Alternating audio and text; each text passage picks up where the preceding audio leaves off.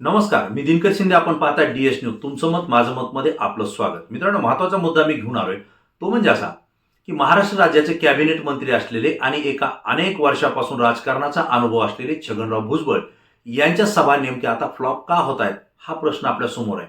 आणि छगनराव भुजबळ यांच्या सभेला ओबीसी समाजानंच पाठ फिरवली, त्याच्याही मागचे 4 कारणं आहेत आणि या 4 कारणांमुळे छगनराव भुजबळ यांच्या सभा महाराष्ट्रामध्ये आता फ्लॉप होऊ लागलेल्या आहेत हे आपल्या लक्षात येत आहे.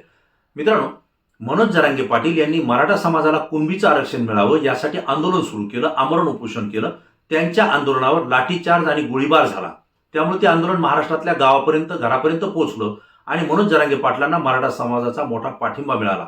केवळ मराठा समाज नाही तर इतर समाजाच्या बांधवांनी सुद्धा मनोज जरांगे पाटील यांना पाठिंबा दिला आणि मराठा समाजाला आरक्षण मिळालं पाहिजे हीच भूमिका घेतली. मनोज जरांगे पाटलांच्या विराट सभा होत होत्या. मुख्यमंत्री एकनाथराव शिंदे असतील किंवा मंत्रिमंडळ असेल यांनी त्याची दखल घेतली आणि स्वतः मुख्यमंत्री त्यांना येऊन भेटले. तुमच्या मागण्या काय आहेत त्या समजून घेतो आणि त्या मी पूर्ण करण्याचा प्रयत्न करतो असाही शब्द त्यांनी मनोज जरांगे पाटलांना दिला. विशेषतः कुणबीचं आरक्षण द्यावं आणि ते सरसकट द्यावं ही मनोज जरांगे पाटलांची मागणी होती. तीही मुख्यमंत्र्यांनी मागणी मान्य केली. एकीकडे मनोज जरांगे पाटील आणि मराठा समाजाची मागण्या मान्य होत आहेत हे लक्षात आल्यानंतर छगनराव भुजबळ, जे की स्वतःला ओबीसीचे नेते मानतायत, वास्तविक पाहता ते माळी समाजाचे नेते आहेत. इतर ओबीसी समाज त्यांना आपला नेता मानत नाही ही वस्तुस्थिती आहे. परंतु आपण माळी समाजासोबत इतर समाजाचाही नेता व्हायला पाहिजे आणि ओबीसी समाजाला आपण एक गठ्ठा करून आपलीही ताकद आणि राजकीय उपद्रव मूल्य दाखवून द्यायला पाहिजे ही भूमिका छगनराव भुजबळ यांनी घेतली. आणि मनोज जरांगे पाटील ज्यावेळेस सभा घेत होते त्याचवेळी छगनराव भुजबळ यांनी थेट अंबडमध्ये सभा घेण्याचा प्रयत्न केला. प्रयत्न नव्हे तर सभाच त्यांनी त्या ठिकाणी घेतली आणि संपूर्ण राज्यातला ओबीसी समाज त्या ठिकाणी यावा, मी मनोज जरांगे पाटलांना त्या ठिकाणी उत्तर देणार आहे अशा पद्धतीचा संदेशही गेला. ओबीसी समाज संकटमध्ये, ओबीसी समाज अडचणीत आहे असंही त्या ठिकाणी सांगितलं गेलं आणि मोठ्या प्रमाणावर सगळ्या पक्षाचे ओबीसीचे नेते एकत्र आणण्याचं काम छगनराव भुजबळ यांनी अंबडच्या सभेत केलं. आणि याच धर्तीवर महाराष्ट्रातला ओबीसी समाज सुद्धा मोठ्या संख्येनं अंबड या ठिकाणी आला. त्याचं कारण होतं मनोज जरांगे पाटलांनी मराठा समाजाची जी सभा आयोजित केली ती जवळपास 1.5 कोटीच्या आसपास समाज त्या ठिकाणी एकवटला होता. मग ओबीसी समाज सुद्धा कमी नाही पडला पाहिजे, तो सुद्धा संख्येनं जास्त आला पाहिजे ही भूमिका भुजबळ साहेबांची होती आणि म्हणून अंबड इथली सभा मोठी झाली. या ठिकाणी अनेक पक्षाचे जे नेते होते त्यांची भाषणं सुरुवातीला झाली. त्यांनी मनोज जरांगे पाटलांवर टीका केली, परंतु त्या टीकेला काही एक धार, म्हणावी तेवढी धार लावली नाही आणि विशेषतः ओबीसी समाजाच्या आरक्षणाला धक्का न लावता मराठा समाजाला आरक्षण द्यावं अशी सगळ्या नेत्यांनी त्या ठिकाणी मागणी केली होती. परंतु शेवटला भाषण झालं ते छगनराव भुजबळ यांचं. छगनराव भुजबळ हे गेल्या अनेक वर्षापासून राजकारणात आहेत, मंत्री आहेत, सत्ताधारी आहेत आणि अशा स्थितीमध्ये ते लढवय्ये नेते, ते शांततेनं बोलतील, मराठा समाजालाही काही सल्ला देतील, ओबीसी समाजाला काही सल्ला देतील आणि वडीलधारी नात्यानं राजकीय राज्यकर्त्यांना सुद्धा काही सल्ला देतील असं वाटलं होतं. परंतु छगनराव भुजबळ यांनी थेट त्या ठिकाणी मनोज जरांगे पाटील यांच्यावर हल्लाबोल केला आणि मराठा समाजाच्याच विरोधात ते बोलले. येनकेन प्रकारे मराठा समाज आणि ओबीसी यांच्यात वाद कसा निर्माण होईल, तेढ कसा निर्माण होईल या संदर्भातलं संभाषण छगनराव भुजबळ यांनी आपल्या सभेतनं केलं. एवढंच नाही तर ज्या मनोज जरांगे पाटलांच्या विरोधात एकही ओळ बोलली तर रान पेटवल्या जातं हे माहीत असताना सुद्धा त्यांच्याच गावामध्ये जाऊन त्या ठिकाणी छगनराव भुजबळ यांनी मनोज जरांगे पाटील हे सासरवाडीतले तुकडे मोडतात, सासऱ्याच्या जीवावर जगतात अशा पद्धतीनं खालच्या स्तराला जाऊन बोलले. जी त्यांची राजकीय उंची होती ती राजकीय उंची स्वतःच्या संभाषणातून, स्वतःच्या भाषणातून त्यांनी ती कमी करून घेतली आणि याच ठिकाणी हा मुद्दा ओबीसी समाजालाही खटकला आणि ओबीसी नेत्यांना सुद्धा त्या ठिकाणी खटकला. परंतु दुसरी सभा जी छगनराव भुजबळ यांनी घेतली ती इंदापूरमध्ये घेतली. त्याही सभेला गर्दी जमली. त्याचंही कारण होतं की अंबड येथे छगन भुजबळ मनोज जरांगे पाटलांच्या विरोधात बोलल्यानंतर मनोज जरांगे पाटील हे आक्रमक झाले आणि त्यांनी सुद्धा छगनराव भुजबळ यांचा एकेरी शब्दात उल्लेख करायला सुरुवात केला. एवढंच नाही तर येवल्याचं एडपट असाही शब्द त्यांनी छगनराव भुजबळ यांना वापरला आणि त्यामुळे ओबीसी समाजाच्या विरोधात मराठा नेता इतक्या पद्धतीनं आक्रमक बोलतो, आपणही त्या ठिकाणी यायला पाहिजे, मीही त्याच पद्धतीनं इंदापूरमध्ये बोलेल असा संदेश ओबीसी समाजामध्ये गेला आणि तिथं सुद्धा गर्दी झाली. मात्र यावेळी राजकीय पडसाद उमटायला सुरुवात झाली होती. विजय वडेट्टीवार जे की काँग्रेसचे नेते जे अंबडच्या सभेमध्ये होते त्यांनी भुजबळांचं भाषण ऐकल्यानंतर मात्र भुजबळांच्या या एल्गार सभेतून माघार घेतली आणि त्यांनी सभेला येणं टाळलं. त्यांच्यासोबत अनेक समाजाचे नेते होते, त्यांनी सुद्धा या सभेला येणं टाळलं आणि इंदापूरची सभा त्या ठिकाणी झाली. तिथंही छगनराव भुजबळ हे आता शांततेच्या मार्गाने बोलतील, संयमाच्या मार्गाने बोलतील असं वाटलं होतं. परंतु तरी सुद्धा छगनराव भुजबळ यांनी मनोज जरांगे पाटील आणि विशेषतः मराठा समाजाच्या विरोधात आक्रमक भूमिका मांडली आणि हाही मुद्दा ओबीसी समाजाला त्या ठिकाणी खटकला.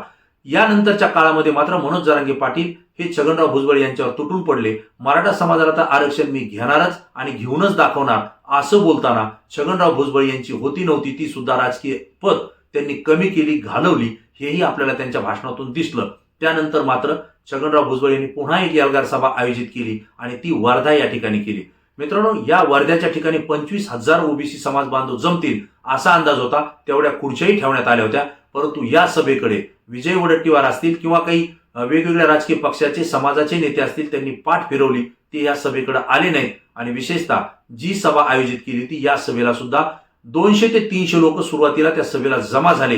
पण छगनराव भुजबळ येणार आहेत म्हटल्यानंतर आणखी काही संख्या वाढली. ही संख्या 400-500 लोकांपर्यंत गेली. मात्र या सभेला गर्दी जमली नाही. महादेव जानकर या सभेला आले, त्यांनी भाषणही केलं. इतर समाजाचे नेते आले, त्यांनीही भाषण केलं. परंतु सभेला गर्दीच नाही. रिकाम्या खुर्च्यासोबत बोलायचं काय हा प्रश्न पडला आणि छगनराव भुजबळ यांनी वर्ध्याच्या सभेला जाणं टाळलं. त्यासोबत गोपीचंद पडळकर यांनी सुद्धा जाणं टाळलं. मित्रांनो, वर्ध्यामध्ये एवढ्या रिकाम्या खुर्च्या निर्माण झाल्या, तयार झाल्या, दिसल्या, याची बातमी संपूर्ण इलेक्ट्रॉनिक आणि सोशल मीडियावर झळकली. यावेळी मात्र छगनराव भुजबळ यांनी खुलासा केला की मी आजारी आहे, मला थोडं इन्फेक्शन झालेलं आहे आणि त्यामुळे मी सभेत जाऊ शकलो नाही आणि त्यामुळे कदाचित ही गर्दी कमी झाली असावी, कारण लोकांना कळालं असेल की मी येणार नाही. यानंतर मात्र भिवंडीमध्ये सभा झाली. 2 दिवसात छगनराव भुजबळ यांची तब्येत ठीक झाली, ठणठणीत झाली. त्यांनी पुन्हा एकदा पत्रकार परिषद घेऊन मनोज जरांगे पाटलांच्या विरोधात रान उठवलं आणि भिवंडीच्या सभेमध्ये आता मोठ्या संख्येनं ओबीसी समाज येईल असं वाटलं होतं. परंतु भिवंडीच्या सभेला सुद्धा मराठा समाजाच्या विरोधात जे छगनराव भुजबळ बोलतायत याला कंटाळून ओबीसी समाजानं पाठ फिरवली आणि या ठिकाणच्या खुर्च्या सुद्धा रिकाम्याच राहिल्या. रिकाम्याच खुर्च्यांसमोर छगनराव भुजबळ यांना भाषण त्या ठिकाणी ठोकावं लागलं. विशेष म्हणजे याच ठिकाणी आगरी समाजाचे जे नेते आहेत त्यांना सुद्धा छगनराव भुजबळ आल्यानंतर चिठ्ठी देण्यात आली, भाषण तुम्ही आवर्त घ्या सांगण्यात आलं.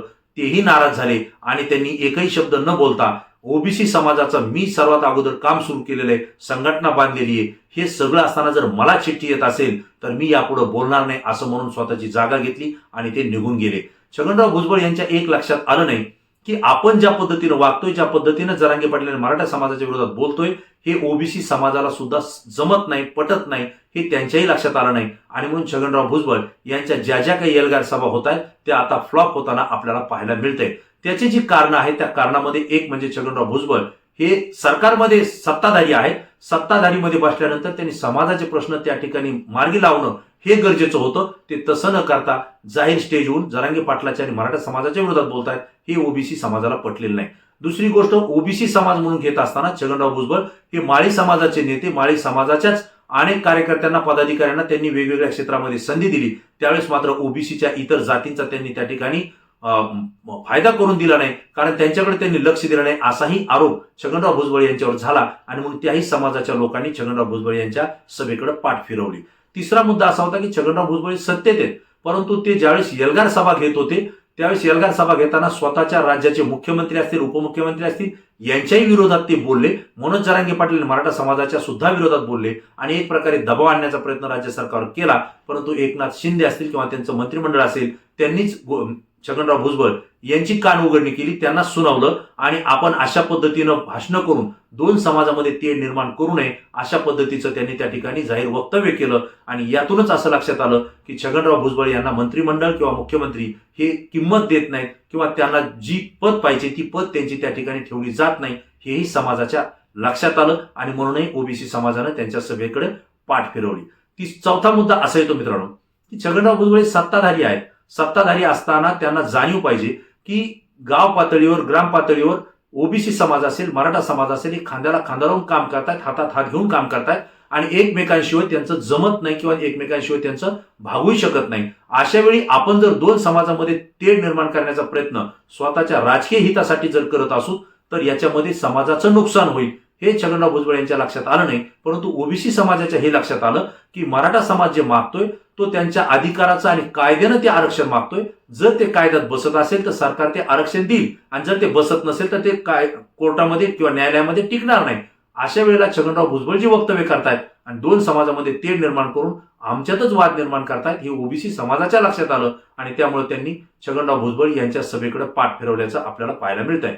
मित्रांनो, एखाद्या वरिष्ठ नेत्याच्या सभेला जर गर्दी जमत नसेल आणि खुर्च्या जर रिकाम्या राहत असतील तर त्या नेत्यानं समजून घेतलं पाहिजे की आपण जी विषय मांडणी करतो किंवा आपण ज्या विषयावर आंदोलन करतोय तो समाजाला पटत नाही आणि त्यामुळे त्या विषयापासून आपण परावर्तित होणं हे अत्यंत गरजेचं असतं. परंतु छगनराव भुजबळ वयानं आणि अनुभवानं ज्येष्ठ असूनही त्यांच्या ही गोष्ट का लक्षात येत नाही हाच या ठिकाणी प्रश्न आहे. पण दुसरीकडे मात्र एक सामान्य मराठा समाजातला एक सामान्य कार्यकर्ता असलेले मनोज जरांगे पाटील यांनी मात्र जो काही मराठा समाजाची ताकद आपल्या पाठीशी केली आहे ती छगनराव भुजबळ त्यांच्या विरोधात बोलल्यामुळे ती ताकद 10 पटीनं वाढत चाललेली आहे. प्रत्येक गावामध्ये मराठा समाज हा रात्री बेरात्री मनोज जरांगे पाटलांची वाट पाहतोय, त्यांच्या सभेला लाखोच्या संख्येनं गर्दी करतोय आणि मनोज जरांगे पाटील जे शब्द सांगतील त्याच शब्दाला तो किंमत देतोय हे मात्र छगनराव भुजबळ यांनी सुद्धा समजून घेणं गरजेचं होतं. आणि म्हणून हे सगळ्या विषयांमुळे छगनराव भुजबळ यांच्या सभा या फ्लॉप होत आहेत आणि ओबीसी समाजाचे नेते जरी असले किंवा ते म्हणून जरी घेत असले तरी ओबीसी समाजानं या सभेकडे पाठ फिरवली आहे हे चित्र आपल्याला या ठिकाणी पाहायला मिळतंय. कारण वर्धा आणि भिवंडी या ठिकाणी ओबीसी समाज मोठ्या प्रमाणावर आहे, परंतु तरी सुद्धा तो त्या सभेला उपस्थित राहिला नाही. एक प्रकारे त्यांनी छगनराव भुजबळ यांना संदेश दिलेला आहे की मराठा आणि ओबीसी आम्ही भाऊ आहोत, त्यामुळे तुम्ही अशा पद्धतीचा वाद निर्माण करण्याचा प्रयत्न आम्हाला मान्य नाही आणि म्हणून त्यांनी कदाचित या सभांकडे पाठ फिरवली आहे. मित्रांनो, हा विषय मला अत्यंत महत्त्वाचा वाटला, मी आपल्यासोबत शेअर केला. हा विषय आपल्याला कसा वाटला आपण खाली कॉमेंट्स बॉक्समध्ये आपल्या प्रतिक्रिया निश्चित द्या. तुमच्या प्रतिक्रिया आमच्यासाठी महत्त्वाच्या आहेत. पुन्हा नवीन विषय नवीन मुद्दा घेऊन आपल्या समोर येईल. तोपर्यंत धन्यवाद.